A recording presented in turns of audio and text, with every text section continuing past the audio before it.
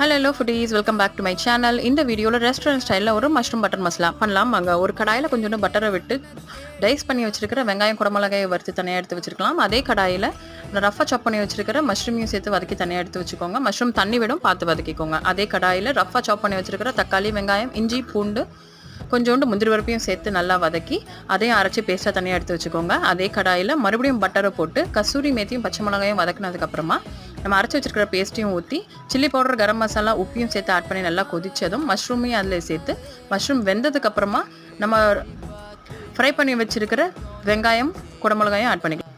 நல்லா வெந்து வந்ததுக்கப்புறம் மஷ்ரூம் பட்டர் மசாலா ரெடிங்க. இதுவே நல்லாயிருக்கும். பட் நான் எக்ஸ்ட்ரா க்ரீமினஸ்க்காக ஃப்ரெஷ் க்ரீமையும் ஆட் பண்ணிடுறேன்.